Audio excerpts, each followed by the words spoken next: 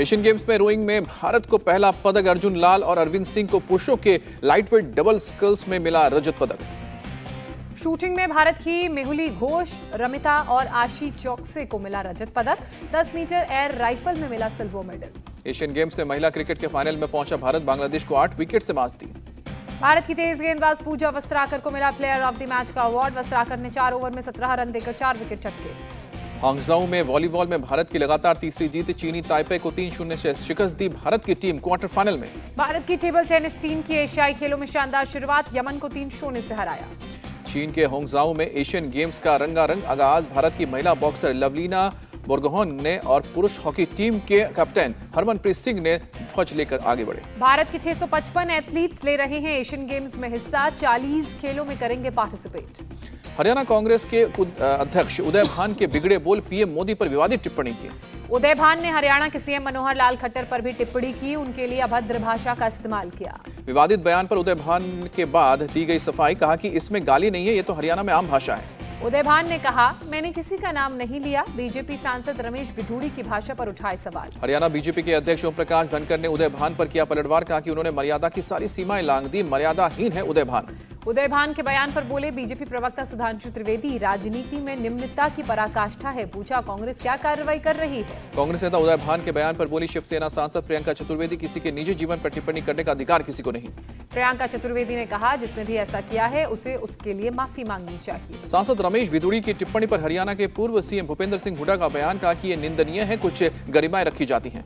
भूपेंद्र सिंह हुड्डा ने कहा, कुछ चीजों का उल्लंघन किसी को नहीं करना चाहिए। बीजेपी सांसद निशिकांत दुबे ने रमेश बिधूड़ी के मामले में बीएसपी सांसद दानिश अली पर लगाए गंभीर आरोप। स्पीकर से बिधूड़ी के खिलाफ एक तरफा कार्रवाई नहीं करने को कहा।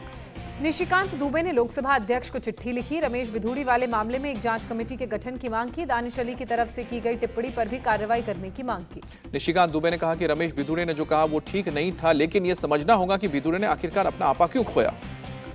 निशिकांत दुबे ने लगाया आरोप, कहा दानिश अली ने लगातार बिधूड़ी के भाषण के दौरान अवरोध पैदा किया, पीएम के खिलाफ भी गलत बयानी की। बीएसपी सांसद दानिश अली का बीजेपी पर प्रहार, कहा कि 48 घंटे के बाद ढंग से भी आरोप लगाने चाहिए थे। बीएसपी सांसद ने कहा, दानिश अली अभी इतना नहीं गिरा कि प्रधानमंत्री के बारे में कोई टिप्पणी कर सके। बीजेपी आरएसएस में दी जाती है झूठ को सच बनाने की ट्रेनिंग। झूठ को 100 बार बोलो और उसे सच बना दो, यही उनका काम है। दानिश का बयान। कांग्रेस सांसद मनीष तिवारी ने रमेश बिधूड़ी को बताया बीजेपी का परफेक्ट मैन। जर्मनी के परफेक्ट जर्मन मैन का दिया उदाहरण। शिवसेना सांसद संजय राउत ने उठाया सवाल, पूछा कि बिधूड़ी पर अब तक कार्रवाई क्यों नहीं हुई। जेडीयू नेता राजीव रंजन की मांग, रमेश बिधूड़ी को पार्टी से निकाले बीजेपी, उनकी संसद सदस्यता रद्द हो। आरजेडी नेता तेजस्वी यादव का बयान, बिधूड़ी पर कार्रवाई नहीं करेगी बीजेपी, तानाशाही जैसे हालात। रमेश बिधूड़ी के खिलाफ विशेषाधिकार प्रस्ताव लाने की तैयारी। एनसीपी सांसद सुप्रिया सुले का बयान। रमेश बिधूड़ी को संसद से आजीवन किया जाए सस्पेंड, सपा अध्यक्ष अखिलेश का मांग। कांग्रेस सांसद अधीर रंजन चौधरी का बयान, रमेश बिधूड़ी का बयान बीजेपी की नफरत की राजनीति का सबूत। आज फिर रेडियो के जरिए मन की बात करेंगे पीएम मोदी। सुबह 11 बजे होगा कार्यक्रम का प्रसारण, आज 105वां एपिसोड। आज देश भर में 9 वंदे भारत एक्सप्रेस ट्रेन को हरी झंडी दिखाएंगे पीएम मोदी। कार्यक्रम से वर्चुअली जुड़ेंगे। उदयपुर, जयपुर, तिरुवल्ली, मैदुरै, चेन्नई, हैदराबाद, बेंगलुरु, विजयवाड़ा, चेन्नई वंदे भारत आज से शुरू होगा। इसके अलावा पटना, हावड़ा पर भी शुरुआत होगी रूट पर।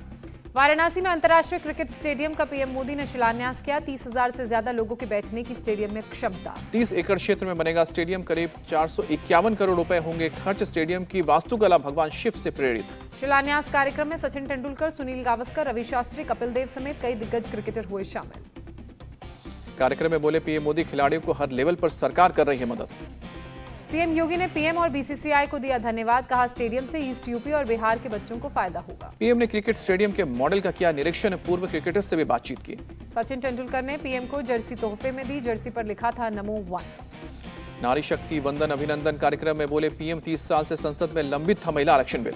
पीएम मोदी ने विपक्ष पर साधा निशाना, कहा महिला आरक्षण के विरोधियों को भी बिल का करना पड़ा समर्थन। महिला आरक्षण के लिए सीएम योगी ने पीएम को दिया धन्यवाद, कहा कि आपके नेतृत्व में महिलाओं को सशक्तिकरण हो रहा है। पीएम मोदी ने उत्तर प्रदेश के 18 जिलों में 16 स्कूलों का उद्घाटन किया। सीएम योगी भी मौजूद रहे। वाराणसी में स्कूलों के बच्चों से मिले प्रधानमंत्री मोदी और सीएम योगी, बच्चों का हौसला बढ़ाया। वाराणसी में एक सांस्कृतिक कार्यक्रम में शामिल हुए पीएम, देश की सांस्कृतिक झलक पेश की गई। पाकिस्तान के अंतरिम पीएम काकर की कश्मीर के मामले पर फिर विवादित टिप्पणी। एक इंटरव्यू में भारत के सबसे बड़े लोकतांत्रिक देश होने पर तंज कसा। विदेश मंत्री डॉक्टर एस जयशंकर ने भारत की G20 अध्यक्षता करने को चुनौतीपूर्ण बताया, कहा हम बहुत पूर्व पश्चिम ध्रुवीकरण के साथ साथ बहुत गहरे उत्तर और दक्षिण विभाजन का सामना कर रहे थे। एस जयशंकर ने कहा कि G20 शिखर सम्मेलन में बहुत से लोग आश्चर्यचकित थे। मुझे नहीं लगता है कि उन्हें इसकी पूरी उम्मीद थी।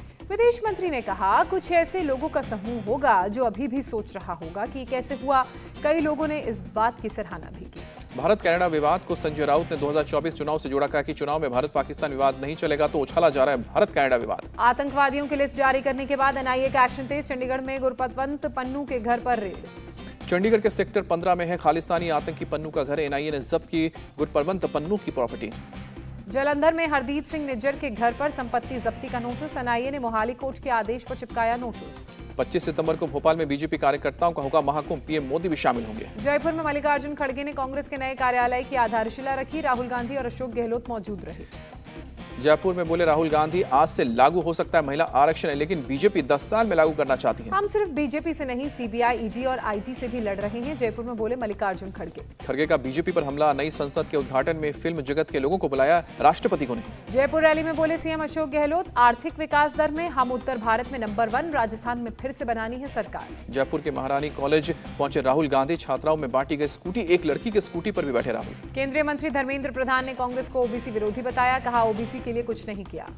बेरोजगार महापंचायत में कमलनाथ का सीएम शिवराज पर हमला। कहा कि युवा जिसकी प्राथमिकता नहीं, उस सरकार को हटा देना चाहिए। सपा चीफ अखिलेश यादव का बयान, इंडिया अलायंस का उद्देश्य लोकतंत्र को बचाना है। सीट का मसला मिलकर तय करेंगे। अलायंस में सीट शेयरिंग पर बोले अखिलेश यादव, सपा सीट मांग नहीं रही है बल्कि सीट दे रही है। मध्य प्रदेश और छत्तीसगढ़ चुनाव पर बोले अखिलेश, रणनीति बनाई जा रही है, चुनाव लड़ेंगे।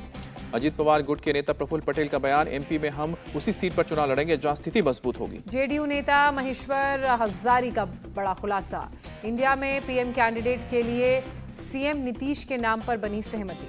कांग्रेस सांसद मनीष तिवारी की मांग, बैलेट पेपर से हो 2024 का चुनाव, ईवीएम से हेराफेरी की आशंका। आरजेडी सांसद मनोज झा भी बैलेट पेपर से चुनाव कराने के पक्ष में। कहा, कई देश दोबारा मतपत्र की ओर लौटे। दिल्ली यूनिवर्सिटी छात्र संघ चुनाव में एबीवीपी ने अध्यक्ष सचिव संयुक्त सचिव का पद जीता। एनएसयूआई को उपाध्यक्ष पद से करना पड़ा संतोष। छात्र संघ चुनाव में जीत के बाद दीपेंद्र हुड्डा के घर पहुंचे एनएसयूआई के नवनिर्वाचित उपाध्यक्ष अभी दहिया ने आवास पर मुलाकात की। कांग्रेस नेता दीपेंद्र हुड्डा ने दिल्ली विश्वविद्यालय के छात्रों का किया धन्यवाद। कहा कि हमारे कार्यकर्ताओं ने बेहतरीन चुनाव लड़ा। ओबीसी वोट की पहली पसंद है Narendra Modi. India TV CNX survey में 56% ओबीसी वोटर ने एनडीए को चुना। 52% हिंदू वोटर मोदी को वोट देने के लिए तैयार। इंडिया अलायंस के फेवर में सिर्फ 29% वोटर। इंडिया अलायंस नेताओं की टिप्पणी से आहत हुए सनातनी हिंदू। सर्वे में 72% हिंदू बोले एकजुट होंगे। मुस्लिम वोट का भी शुरू हुआ ध्रुवीकरण। 84% मुस्लिम एक साथ वोट करने को रेडी। गृहमंत्री अमित शाह आज बार काउंसिल ऑफ इंडिया की ओर से आयोजित अधिवक्ता सम्मेलन को संबोधित करेंगे। समापन सत्र में शिरकत करेंगे। आज फिर ग्रेटर नोएडा आएंगे यूपी के सीएम योगी आदित्यनाथ। मोटो जीपी रेस के समापन कार्यक्रम में हिस्सा लेंगे। One nation one election committee की पहली बैठक, गृहमंत्री अमित शाह, गुलाम नबी आजाद हुए शामिल। केंद्रीय स्वास्थ्य मंत्री मनसुख मंडाविया का महिला आरक्षण बिल पर बयान, बोले कि महिला आरक्षण होने पर देश में महिलाओं को खुशी और उत्साह। मध्य प्रदेश के खंडवा में बाबा बागेश्वर धीरेन्द्र कृष्ण शास्त्री की कथा का दूसरा दिन आज दरबार लगाएंगे धीरेन्द्र शास्त्री। पहले दिन की कथा में बोले धीरेन्द्र शास्त्री, बच्चों को खूब पढ़ाओ, अंग्रेजी शिक्षा दो, लेकिन संस्कार देना मत भूलना। स्वच्छता ही सेवा को लेकर बोले केंद्रीय मंत्री गजेंद्र सिंह शेखावत, हम देश की 10% से ज्यादा आबादी को इससे जोड़ने में सफल होंगे। गजेंद्र सिंह शेखावत ने कहा कि पीएम मोदी के नेतृत्व में 75% गांव ओडीएफ प्लस की श्रेणी में आए हैं। तेजस्वी और लालू यादव को समन मिलने पर बोले केंद्रीय मंत्री नित्यानंद राय, मोदी राज में भ्रष्टाचारियों का बचना मुश्किल। सुप्रीम कोर्ट पहुंचे पूर्व सीएम चंद्रबाबू नायडू, भ्रष्टाचार के मामले में एफआईआर रद्द करने की मांग। आंध्र प्रदेश के राजमुंद्री सेंट्रल जेल के बाहर सुरक्षा व्यवस्था कड़ी की गई। जेल में बंद हैं टीडीपी चीफ चंद्रबाबू नायडू। विशाखापट्टनम में टीडीपी के नेताओं ने निकाला कैंडल मार्च। पार्टी प्रमुख एन चंद्रबाबू नायडू की गिरफ्तारी पर जताया विरोध। सनातन विवाद में उदयनिधि स्टालिन के समर्थन में अभिनेता कमल हासन ने कहा, सभी को अपनी बात रखने का हक। उदयनिधि स्टालिन का बयान, अभी तक नहीं मिला सुप्रीम कोर्ट का नोटिस, मीडिया के माध्यम से मिली जानकारी। पुस्तक के विमोचन कार्यक्रम में पहुंचे रक्षा मंत्री राजनाथ सिंह, कहा प्राचीन इतिहास में भी होता था महिलाओं के साथ समानता का व्यवहार। महिला आरक्षण बिल को लेकर राजनाथ सिंह बोले, महिला सशक्तिकरण भारत की सांस्कृतिक परंपरा का अभिन्न अंग, इसलिए विधेयक किया पारित। तमिलनाडु के कोयम्बटूर में स्टेडियम का उद्घाटन, केंद्रीय खेल मंत्री अनुराग ठाकुर ने किया श्री कृष्ण स्टेडियम का उद्घाटन। गुजरात के सानंद में पहले सेमीकंडक्टर प्लांट का भूमि पूजन हुआ। अश्विनी वैष्णव बोले, दिसंबर 2024 में निकलेगी पहली मेड इन इंडिया चिप। सभी चुनावी वादे पूरी कर रही है सरकार। 2.5 लाख मतदाताओं का माइक्रो फाइनेंस कर्ज किया माफ। हिमंता बिस्वा शर्मा का बयान। कर्नाटक के मांड्या में किसानों का विरोध प्रदर्शन। तमिलनाडु को कावेरी जल छोड़े जाने को लेकर विरोध किया। दिल्ली में ताजिया जुलूस के चलते यातायात प्रभावित हुआ। केजी रोड, कनॉट प्लेस समेत कई जगहों पर रूट्स बदले गए। देहरादून में पूर्व सीएम हरीश रावत ने किया विरोध प्रदर्शन। आपदा प्रभावित किसानों के लिए मुआवजा राशि बढ़ाने की मांग को लेकर विरोध। हरीश रावत ने कहा 2024 में मिलता था 8,000 का मुआवजा, अब मिलना चाहिए 10,000। ये किसानों का अपमान। 3 अक्टूबर को लाडली बहनों से मिलेंगे सीएम शिवराज। 10 अक्टूबर की जगह 3 अक्टूबर को ही मिलेगी लाडली बहना योजना की किश्त। भुवनेश्वर पहुंचे केंद्रीय मंत्री धर्मेंद्र प्रधान। प्रख्यात उड़ीसी प्लेबैक गायक प्रणव पटनायक से की मुलाकात। गृह मंत्री अमित शाह ने लालबाग के बप्पा के किया दर्शन। सीएम शिंदे और देवेंद्र फडणवीस भी रहे मौजूद। गुजरात की सूरत में भगवान गणेश की मूर्ति बनी आकर्षण का केंद्र। हीरे, सोने और चांदी के आभूषणों से भगवान गणेश की मूर्ति को सजाया गया। सूरत में हुई गणेश महाआरती में शामिल हुए सभी समुदाय के लोग। हिंदू, मुस्लिम, सिख और ईसाई समुदाय के लोगों ने भगवान गणेश की पूजा की। सूरत में चंद्रयान 3 मिशन की थीम पर बनाया गया गणेश पंडाल। पंडाल में भक्तों की भीड़ उमड़ी। झांसी में वारंट लेकर पकड़ने गई पुलिस पर जानलेवा हमला हुआ। आरोपी ने कुल्हाड़ी से वार किया। एक सिपाही गंभीर रूप से घायल। पुलिस ने भी बचाव में बदमाश पर जवाबी फायरिंग की। आरोपी को जख्मी हालत में अस्पताल में भर्ती कराया गया। आजमगढ़ डबल मर्डर के मामले में पुलिस ने 3 आरोपियों को मुठभेड़ के बाद गिरफ्तार किया। तीनों आरोपी सगे भाई, 2 अस्पताल में। नोएडा की एक और सोसाइटी में मामूली बात पर झगड़ा। एक महिला और उसके दोस्त पर आरडब्ल्यूए अध्यक्ष पर हमले का आरोप। गुरुग्राम में मुस्लिमों के खिलाफ धमकी भरे पोस्टर लगाने का आरोपी मुस्लिम युवक गिरफ्तार। हिंदुओं को बदनाम करने की थी साजिश। बारामूला में पुलिस ने 2 आतंकवादियों को गिरफ्तार किया। भारी मात्रा में हथियार बरामद। श्रीनगर पुलिस ने 10 अपराधियों को गिरफ्तार किया। फ्राइडे प्रेयर के बाद शांति भंग करने की कोशिश की थी। प्रयागराज पुलिस ने अतिन जफर को किया गिरफ्तार। बरेली जेल से माफिया अशरफ से मुलाकात कराने का है आरोपी। यूपी के संभल में फाइनेंस कंपनी के एजेंट ने साजिश कर फर्जी लूट को दिया अंजाम। दोस्त के साथ एजेंट गिरफ्तार। आगरा में चेन स्नैचर भाग रहे अपराधियों से मुठभेड़। चेन छीन कर भाग रहे थे अपराधी। बदमाश मोहित के पैर में लगी गोली। दूसरा अपराधी फरार। आगरा के दयाला बाग इलाके में अतिक्रमण के खिलाफ प्रशासन की कार्रवाई। भारी मात्रा में पुलिस बल तैनात। बिहार के बेगूसराय में मंदिर के शिवलिंग तोड़े जाने पर बवाल। मौके पर पहुंची पुलिस पर भी पथराव हुआ। नाराज लोगों ने किया सड़क जाम। बेगूसराय के सांसद और केंद्रीय मंत्री गिरिराज सिंह भी मौके पर पहुंचे। बेगूसराय के एसपी योगेंद्र कुमार ने कहा 4 उपद्रवी किए गए गिरफ्तार। मुख्य आरोपी की तलाश जारी। ऋषिकेश के होटल में जुआ रैकेट का भंडाफोड़ हुआ। 27 लोग गिरफ्तार हुए। केंद्रीय मंत्री नितिन गडकरी ने किया नागपुर में बाढ़ प्रभावित अंबाझरी क्षेत्र का दौरा। कहा 170 mm बारिश दर्ज की गई। ये संकट है। नितिन गडकरी ने कहा कि ऐसी व्यवस्था चाहिए जिससे लोगों को ना हो समस्या। नाग नदी पर JICA प्रोजेक्ट में ये विकास होने वाला है। तमिलनाडु में आसमानी आफत का कहर। चेन्नई शहर में कई इलाकों में भारी बारिश हुई। जम्मू श्रीनगर हाईवे पर रामबन के पास लैंडस्लाइड की वजह से हाईवे पर पहाड़ का मलबा आया। बीआरओ और प्रशासन की टीम हाईवे से मलबे को हटाने में जुटे। जेसीबी के जरिए मलबा हटाने का काम जारी। मुंबई से अहमदाबाद जा रही हमसफर ट्रेन में लगी आग। सभी यात्री सुरक्षित। गाजियाबाद के लोनी में 2 मंजिला मकान गिरा। पुलिस दमकल विभाग ने मौके से 7 लोगों को निकाला। हादसे में एक की इलाज के दौरान मौत हुई। डीसीपी ग्रामीण ने बताया घटना के कारणों की हो रही है जांच। भारत संयुक्त राष्ट्र वैश्विक शिखर सम्मेलन में शामिल हुए एस जयशंकर। संयुक्त राष्ट्र महासभा के अध्यक्ष और अन्य विदेश मंत्री भी रहे मौजूद। न्यूयॉर्क पहुंचे विदेश मंत्री ने कंबोडिया के साम्राज्य के प्रधानमंत्री से मुलाकात की। दमेश मोहरा वोर के साथ द्विपक्षीय बैठक की।